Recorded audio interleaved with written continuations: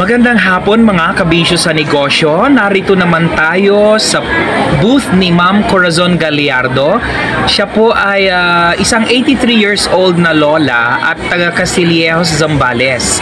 So, nagsimula siya dito sa negosyo dahil sa assistance ng isang sangay ng gobyerno. Anong sangay po ng gobyerno yung tumulong sa inyo, ma'am? Yung DOST po, nagbigay ng grant ng equipment sa paggawa ng kasoy. Anong taon po ito nagsimula, ma'am?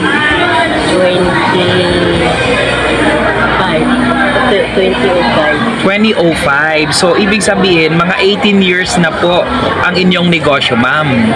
Ayan. So, sa loob ng 18 years ng inyong pagninegosyo, ma'am, ano po yung pinaka-na-realize nyo or realization ninyo? Like, sa tingin nyo ba mas maganda magnegosyo kaysa magtrabaho or kayo po? Maganda rin ang magnegosyo at nakakatulong din sa mga kabarangay namin doon na walang trabaho.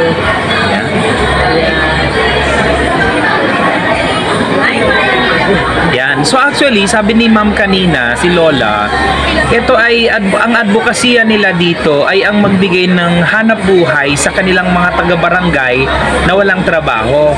Tinanong ko siya kanina, sabi niya, ito parang pastime na din niya kasi hindi naman na niya kailangan talagang maghanap buhay.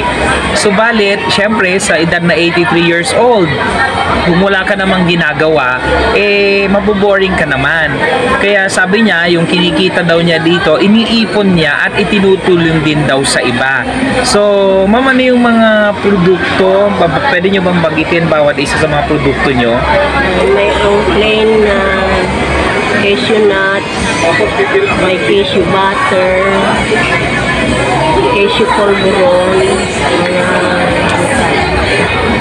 brittle,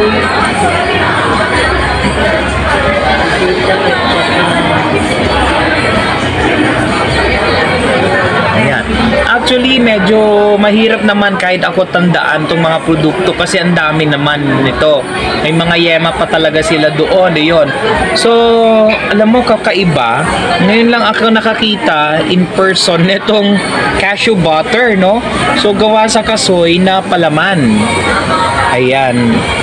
Tapos, meron din silang pulburon dito. Although, ang pulburon talaga ay palagi na nating natitikman. Syempre, medyo kakaiba din kasi kasoy yung kanilang nilagay doon sa loob. Tapos may yema din po sila. Gawa din po yan sa kasoy. In short, puro kasoy, ma'am, ano? So, bakit naisip nyo na kasoy yung maging negosyo nyo? Yun ang inukol sa amin, yung equipment sa binigay para sa kasoy. So talagang ito ay pre-program na ng DOST nung binigay sa inyo yung equipment. And sabi nila, kasoy ang magandang gawing negosyo. Galing sa provincial. Opo. Ma'am, nung pandemya po, kamusta po yung mga produkto nyo? Nabenta nyo po ba? Hindi naman kayo nahirapan ng pandemic, na lockdown? Yan naman, tuloy-tuloy din. Pero hindi yung talagang iba talaga yung pandemya, ano po? Ayan. So ngayon, okay na po ba? Saan na po yung mga markets nyo, ma'am? Saan yung binibenta ang mga ito maliban sa bazaar? doon na rin sa mga pasalubong centers o sa mga May sinusupplyan po kayong pasalubong centers. Ayan. So, yung mga balikbayan, kilala na yan. opo. Kung may darating, talagang Hinahanap na nila. Ayan, si Ma'am Cora, sa edad na 83, talagang nagpupursige pa rin siya at nagtsatsaga. Hindi lang para sa pansarili niyang pangangailangan, kundi pantulong din sa ibang tao na gusto niyang tulungan. Mga walang hanap buhay, binibigyan niyan pagkakataon na magkaroon ng trabaho. Kaya niya ginagawa ang pagninegosyo na to. Maliban doon ay ito na rin yung kaniyang bisyo kasi wala siya ibang mapagkaabalahan. Kaya ito yung pinaka-pastime niya. Ayan, maraming salamat po, ma'am. Ma'am, if ever na may mga gustong bumili, kung may gustong maging reseller ng inyong produkto, may numero po ba kayo? Number, cellphone, contact number na pwedeng ibigay? 0960-822-7880. Ayan. Meron po kayong Facebook page or account na pwede nilang mapuntahan, matignan?